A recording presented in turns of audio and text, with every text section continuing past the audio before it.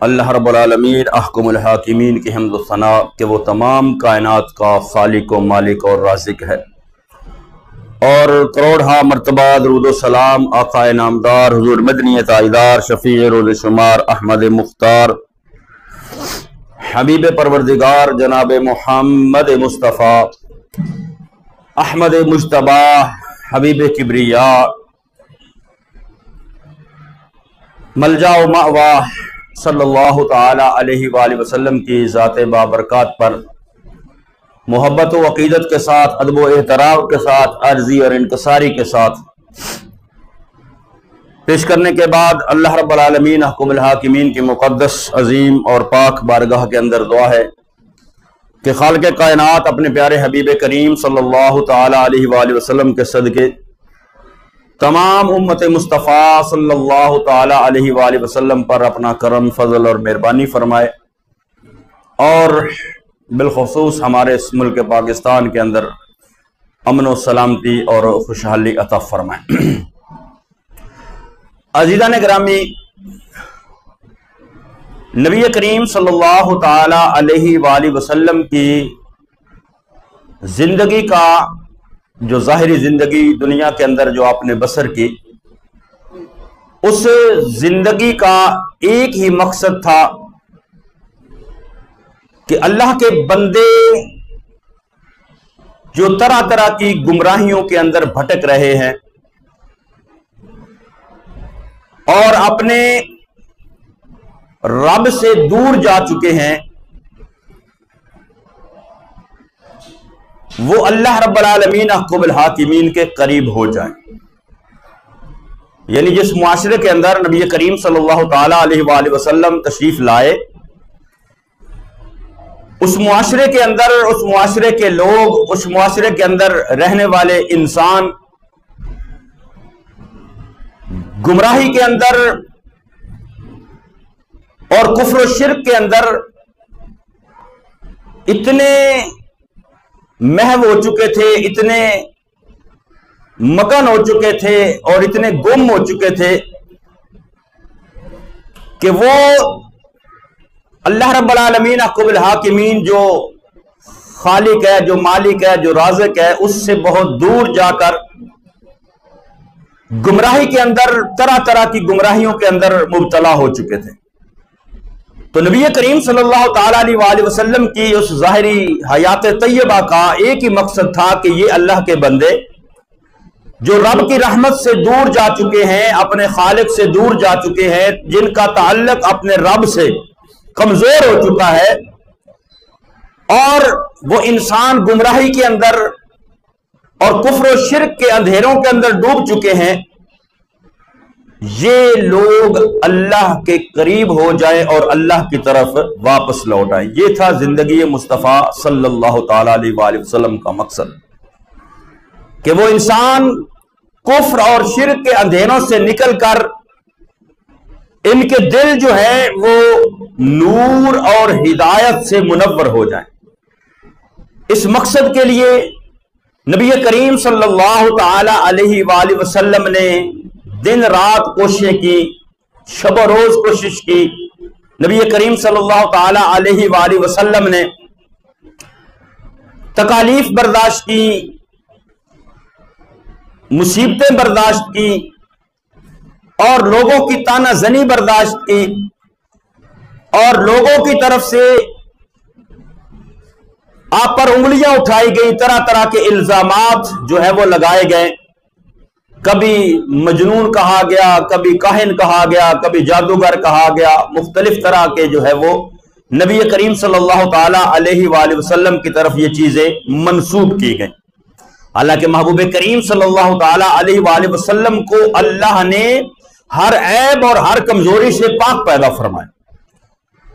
لیکن آقا دو جہاں صلی اللہ تعالی علیہ وآلہ وسلم نے مخلوق خدا کی بھلائی کے لیے اور ان بھٹکے ہوئے لوگوں کو رب کے قریب کرنے کے لیے دن رات کوششیں کی، شب و روز جو ہے وہ محنت کی، اور اللہ رب العالمین احکم الحاکمین کی طرف سے عطا کردہ شانوں کے اعتبار سے معجزات بھی ان لوگوں کے سامنے پیش کیے لیکن وہ لوگ جو کفر و شرک کے اندر اتنا گم ہو چکے تھے کہ ان کو حق اور سچ جو ہے وہ نظر ہی نہیں تھا آ رہا، معجزات دیکھ کر بھی وہ انکار کر دیتے، اور وہ دل میں صرف اور صرف یہ سوچتے کہ معاذ اللہ نبی کریم صلی اللہ تعالی علیہ وآلہ وسلم دولت جمع کرنا چاہتے ہیں، اقتدار چاہتے ہیں، اور بادشاہ اور سردار بننا چاہتے ہیں، اس لیے یہ سب کچھ کر رہے ہیں۔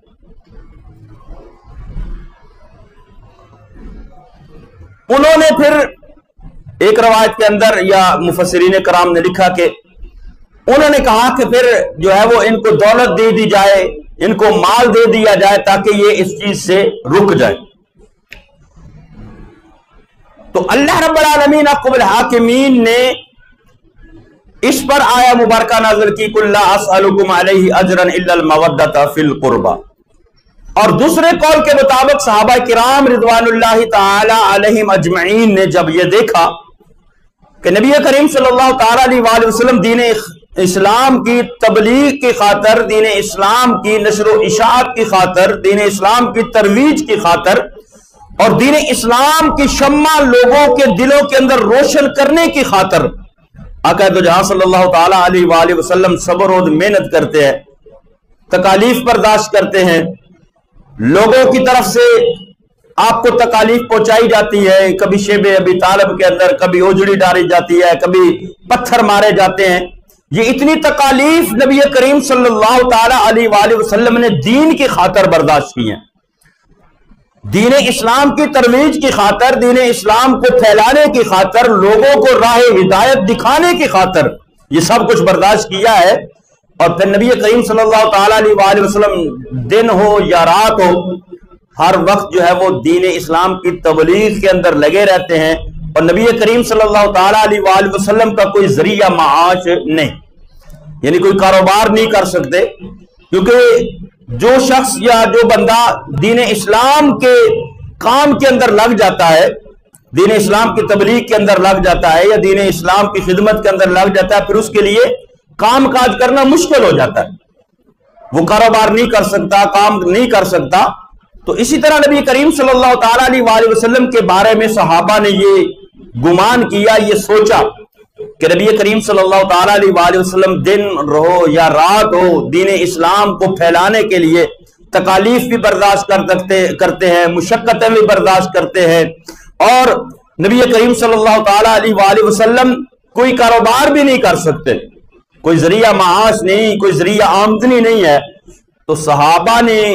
یہ سوچ کر کہا کہ ہم نبی کریم صلی اللہ تعالی علیہ وآلہ وسلم کی بارگاہ کے اندر کچھ نذرانہ پیش کریں، کچھ جو ہے وہ مال اکٹھا کریں، کچھ دولت اکٹھی کریں، کچھ جو ہے وہ اس وقت کے حساب سے جو سونا چاندی یا جو بھی مال تھا وہ اکٹھا کریں، اور نبی کریم صلی اللہ تعالی علیہ وآلہ وسلم کی بارگاہ کے اندر وہ نذرانہ پیش کریں کہ یا رسول اللہ صلی اللہ تعالی علیہ وآلہ وسلم آپ دن رات خدمت دین کے اندر مصروف رہتے ہیں، دین اسلام کی ترویج و اشاعت کے اندر مصروف رہتے ہیں، لہذا یہ ہماری طرف سے نذرانہ قبول کریں اور اپنے معاش کا جو ہے وہ اپنا سسٹم جو ہے وہ لگے۔ تو نبی کریم صلی اللہ تعالی علیہ وآلہ وسلم کی شریعت کے اندر ہے کہ نبی کریم صلی اللہ تعالی علیہ وآلہ وسلم کے بارے میں جو پہلی آسمانی کتابوں کے اندر بھی ذکر تھا کہ نبی کریم صلی اللہ تعالی علیہ وآلہ وسلم صدقہ قبول نہیں کریں گے اور ہدیہ جو ہے وہ قبول کریں گے، تحفہ قبول کر لیں گے، لیکن جو صدقہ ہوگا وہ قبول نہیں کیا جائے گا۔ تو آقا دو جہاں صلی اللہ تعالی علیہ وآلہ وسلم میں وہ چیزیں بطور ہدیہ نہیں تھی، بطور اجرت پیش کی جا رہی تھی۔ آقا دو جہاں صلی اللہ تعالی علیہ وآلہ وسلم کی بارگاہ میں جب صحابہ نے اس چیز کا اظہار کیا تو اللہ نے یہ آیہ مبارکہ نازل فرمائی قُلْ لَا أَسْأَلُكُمْ عَلَيْهِ أَجْرًا إِلَّا الْمَوَدَّةَ فِي الْقُرْبَى، کہ اے محبوب ان سے فرما دیجئے کہ اجر رسالت جو ہے وہ کوئی دنیاوی مال و دولت نہیں۔ ہر نبی نے جو بھی دین اسلام یا اپنے مطلب اللہ کی وحدانیت کے لیے، اللہ رب العالمین احکم الحاکمین کی توحید کے لیے جو بھی نبی دنیا کے اندر آئے، ہر نبی نے یہی کہا لا اسألکم علیہ اجرا، لا اسألکم علیہ مالا، یعنی اس کام پر یہ اللہ نے ان کے ذمہ ڈیوٹی لگائی،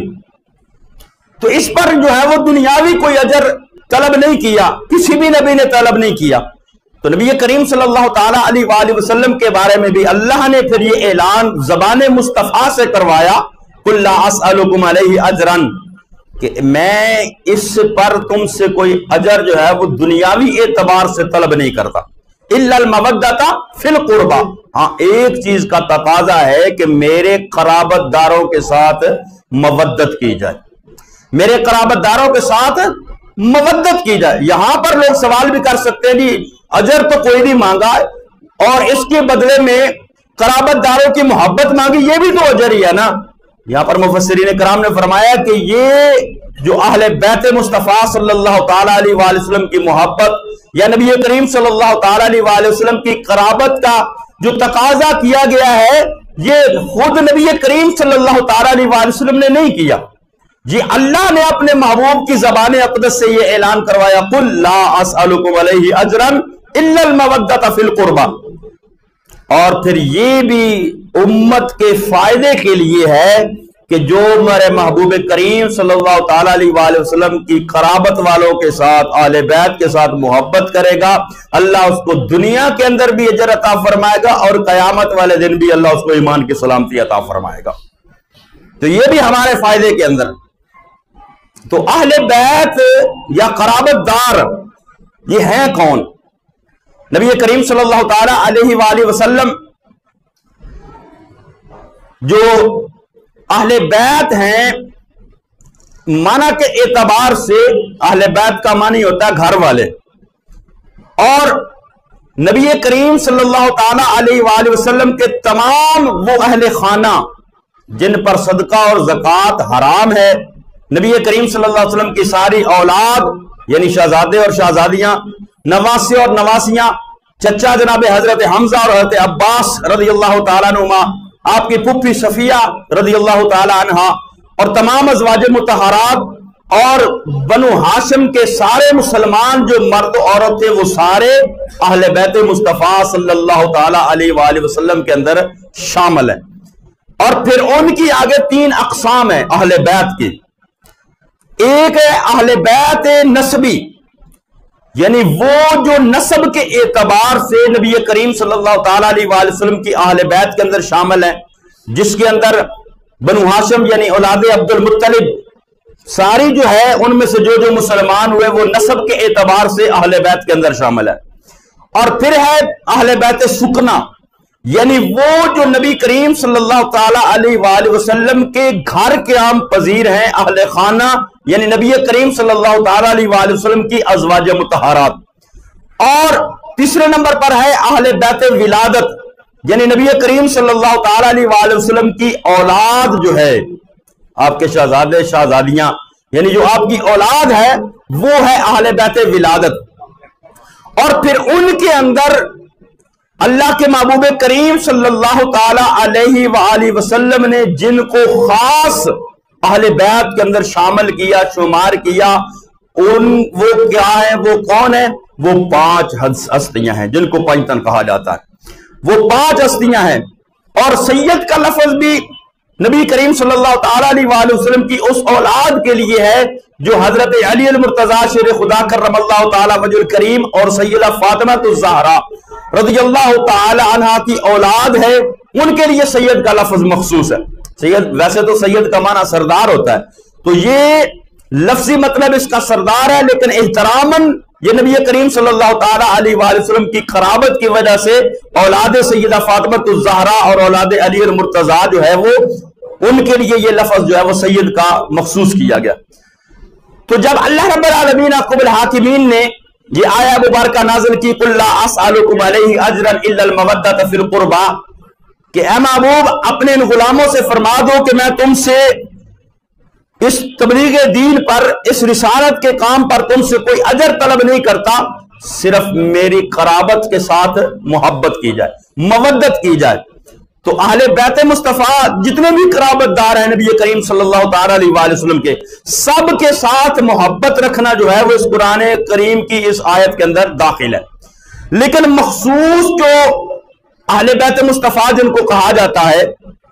اس کے بارے میں حضرت عبداللہ ابن عباس رضی اللہ تعالی عنہما، نبی کریم صلی اللہ تعالی علیہ وآلہ وسلم کے چچا زاد، صحابی رسول جلیل القدر صحابی، وہ فرماتے ہیں کہ جب یہ آیہ مبارکہ نازل ہوئی تو میں نے رسول اللہ صلی اللہ تعالی علیہ وآلہ وسلم کی بارگاہ کے اندر عرض کیا کہ یا رسول اللہ صلی اللہ تعالی علیہ وسلم ومن قرابتک ہؤلاء الذین وجبت علینا مودتہم، کہ اے اللہ کے محبوب یہ فرما دیجئے آپ کے وہ خاص قریبی کون ہیں جن کی مودت ہمارے پر لازم قرار دے دی گئی ہے. کہ صحابہ یہ سمجھتے تو تھے نا کہ سارے جو اہل بیت کے اندر آپ کے ازواج بھی اہل بیت ہے، آپ کے خاندان کے جو مسلمان بنو ہاشم اولاد عبد المطلب ہے وہ بھی اہل بیت کے اندر شامل ہے، لیکن یہ خاص محبت جس کا تقاضا کیا گیا ہے وہ کون ہے،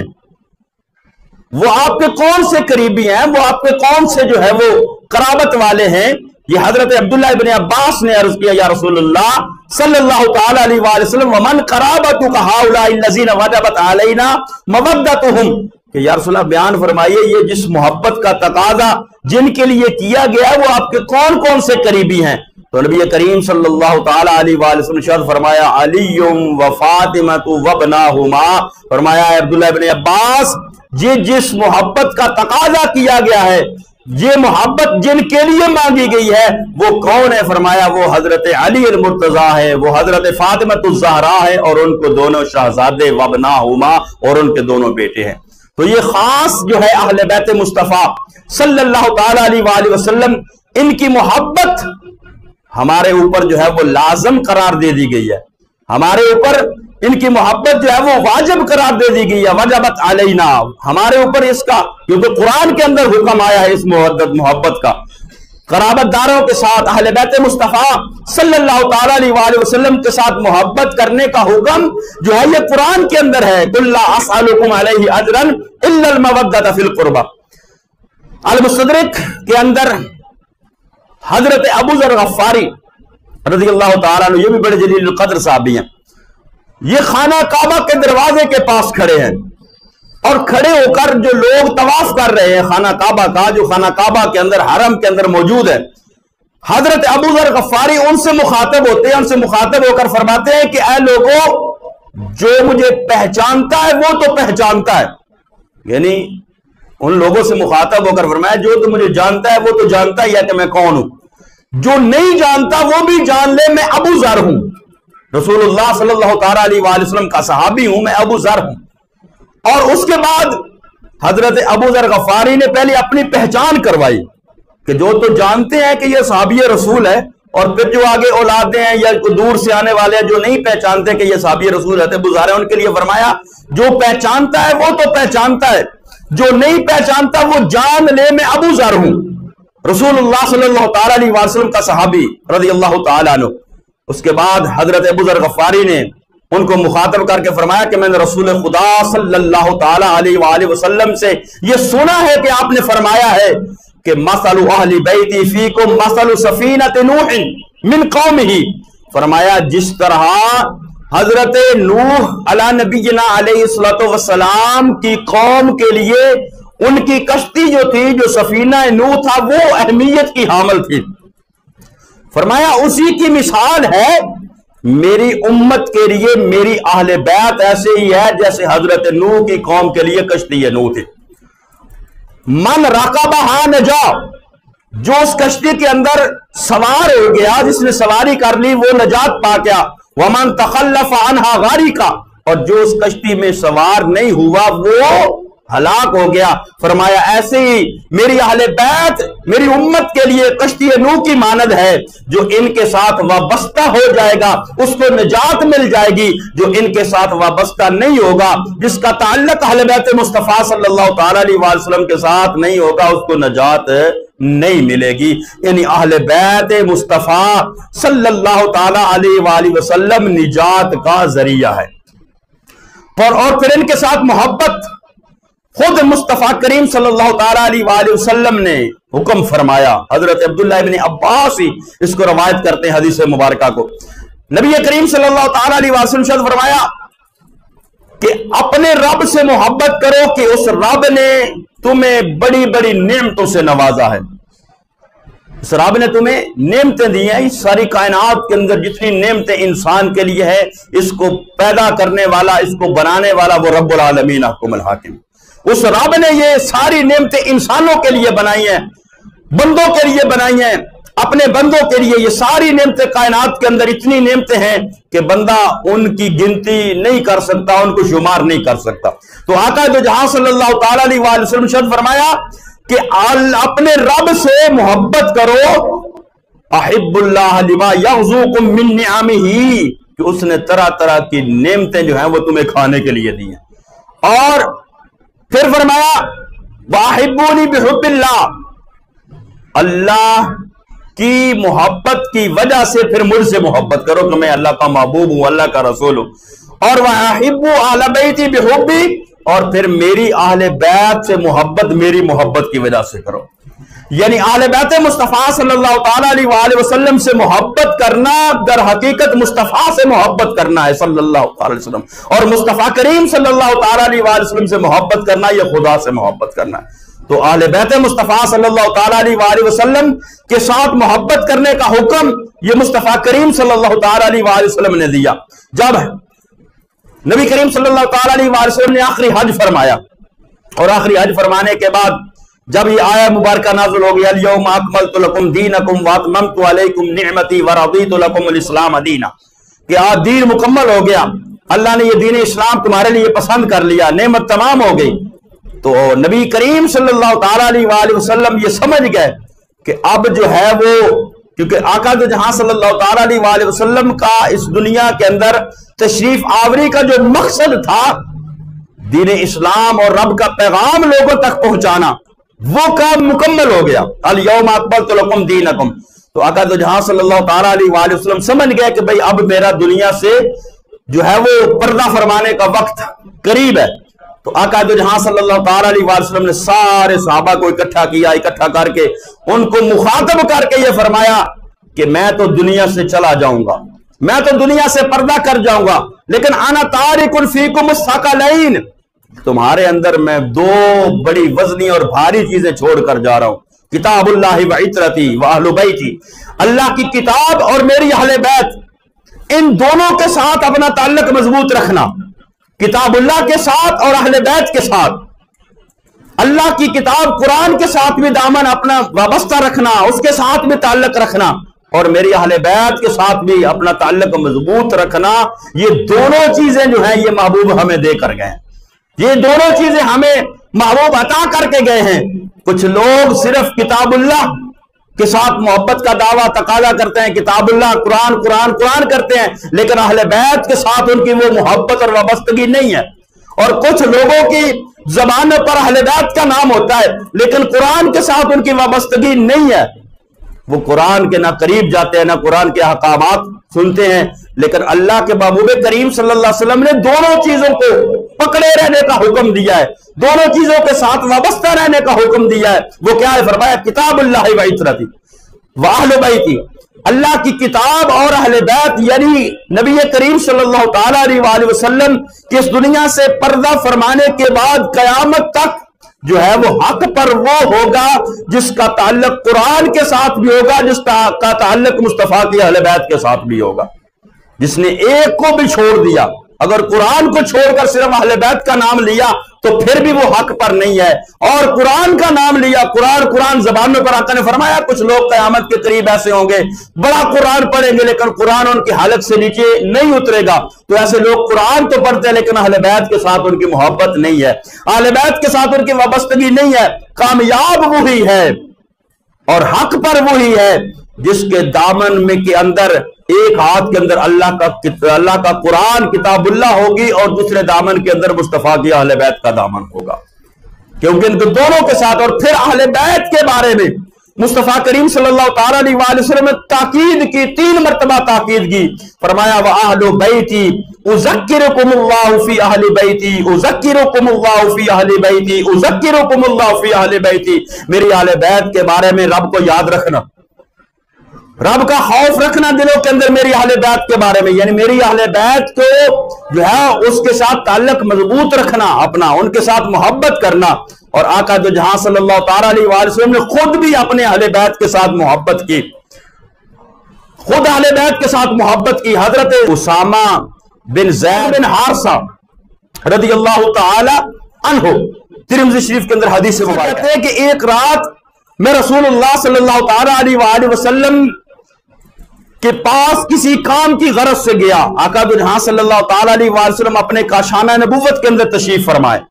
اور میں نبی کریم صلی اللہ تعالی علیہ وآلہ وسلم کے پاس، اور یہ زید بن حارثہ وہ ہے کہ جن کو نبی کریم صلی اللہ تعالی علیہ وآلہ وسلم نے جو ہے وہ اپنا بیٹا بنایا ہوا تھا، اپنا بیٹا بنایا ہوا تھا۔ وہ تو جب اللہ نے قرآن کی آیت نازل کی نا، ما کان محمد ابا احد من رجالکم ولکن رسول اللہ وخاتم النبیین، اور اللہ رب العالمین حکم الحاکمین نے فرمایا کہ جو جس کی اولاد ہو وہ اپنے باپ کی طرف ہی منسوب ہو، جو اس کو لے کر پالتا ہے یا بیٹا بناتا ہے وہ اس کا باپ ہے، نہیں ہو سکتا، کیونکہ لوگوں نے زید بن محمد کہنا شروع کر دیا، لوگوں نے زید بن محمد کہنا شروع کر دیا، تو اللہ رب العالمین حکم الحاکمین نے یہ پھر قرآن مقدس کے اندر حکم نازل کر دیا کہ جو جس کی اولاد ہے وہ اس کے باپ کی طرف ہی منسوب کی جائے گی۔ یہاں پر ایک مسئلہ بھی سن لیں، آج ہمارے معاشرے کے اندر اگر کسی کے پاس اولاد نہیں ہوتی تو وہ بے اولاد حضرات اپنے کسی بہن کا، کسی بھائی کا، کسی عزیز کا، کسی رشتہ دار کا جو ہے بیٹا یا بیٹی اولاد لے کر پالتے ہیں خود، اور خود جب پالتے ہیں تو پھر اس کا نام جو ہے وہ اپنے نام پر لکھواتے ہیں، یعنی ان کی ولدیت جو ہے وہ بچہ تو کسی اور کا ہوتا ہے، جب لے کر اس کو پالتے ہیں تو اس کو اپنے نام کی طرف منسوب کر لیتے ہیں، اپنے نام کے ساتھ اس کو لکھوا لیتے ہیں کہ یہ ہمارا بیٹا ہے، ہماری اولاد ہے۔ ایسا کرنا قرآن کی روح سے جائز نہیں ہے۔ ہاں پالو، بے شک لے کر پالو، لیکن اس کی ولدیت کو تبدیل نہ کرو، اس کی ولدیت کو تبدیل نہ کرو۔ اس کے اندر پھر بڑے مسائل ہوتے ہیں، جائیداد کے اعتبار سے، پھر رشتوں کے اعتبار سے بڑے مسائل پیدا ہوتے ہیں، تو اس لیے جو ہے وہ لے پالک یعنی جس کو لے کر پالا جائے اس کی ولدیت تبدیل کرنا جائز نہیں ہے، اس کو اپنے نام کی طرف منسوب کرنا جائز نہیں ہے۔ اللہ نے قرآن کے اندر فرما دیا ادعوہم لآبائہم ہوا اقسط عند اللہ،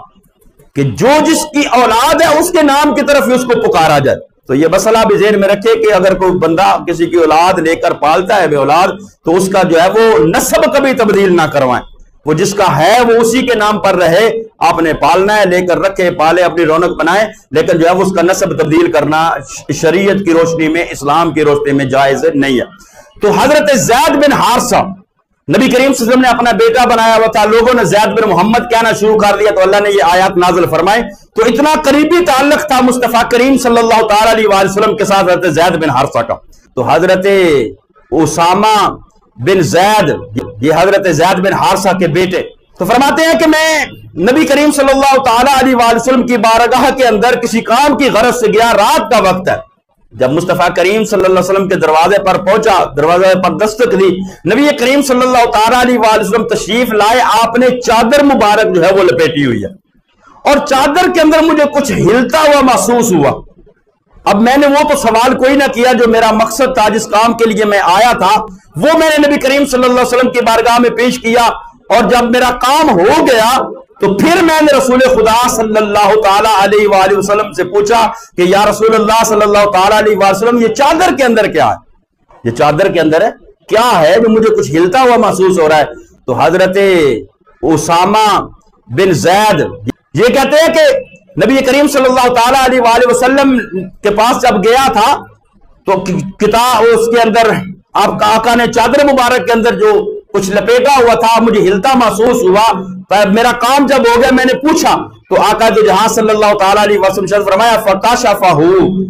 آقا نے وہ چادر، جب میں نے پوچھا نا کہ چادر کے اندر کیا ہے، فکشفہ، آقا جو جہاں صلی اللہ علیہ وسلم نے چادر مبارک ہٹا دی۔ میں نے کیا دیکھا، فَإِذَا حَسَنٌ وَحُسَيْنٌ عَلَىٰ فَارِقَيْهِ، میں نے دیکھا میرے محبوب کریم صلی اللہ تعالی علیہ وآلہ وسلم کے ایک پہلو کے ساتھ حسن چمٹے ہوئے ہیں، ایک پہلو کے ساتھ حسین چمٹے ہوئے ہیں رضی اللہ تعالیٰ۔ یعنی آقا صلی اللہ علیہ وسلم کے پہلوؤں کے ساتھ ایک طرف ایک نواسا ہے، ایک طرف ایک نواسا ہے، آقا نے اوپر چادر لی ہوئی ہے۔ جب چادر ہٹائی میں نے دیکھا دونوں شہزادے، تو آقا دو جہاں صلی اللہ علیہ وسلم ارشاد فرمایا یہ میرے بھی بیٹے ہیں اور میری بیٹی کے بھی بیٹے ہیں، میرے بھی بیٹے ہیں اور میرے بیٹی کے بھی بیٹے ہیں۔ اور پھر اللہ کی بارگاہ میں دعا کی، اللہ میں ان سے محبت کرتا ہوں، تو بھی ان سے محبت فرما، اور جو ان سے محبت کرے مولا تو ان سے بھی محبت فرما۔ تو آقا دو جہاں صلی اللہ علیہ وسلم کی یہ دعا ہے، اور دعا مصطفیٰ کی مومنوں کے لیے فرمایا ان صلاتک سکن لہم، اے محبوب ان مومنوں کے لیے دعا کیا کرے، تمہاری دعا ان کو سکون دیتی ہے، ان کے لیے سکون کا باعث ہے۔ تو یہ محبوب کی دعا ہے کہ جو اہل بیت مصطفیٰ سے محبت کرے گا اس کے ساتھ اللہ بھی محبت کرے گا۔ تو اللہ رب العالمین حکم الحاکمین ہمیں اہل بیت مصطفیٰ صلی اللہ تعالیٰ علیہ وآلہ وسلم کے ساتھ اور خاص کر ان شہزادوں کے ساتھ اللہ ہمیں محبت کی توفیق نصیب فرمائے، آمین۔ وما علیہ الا البلاغ المبین۔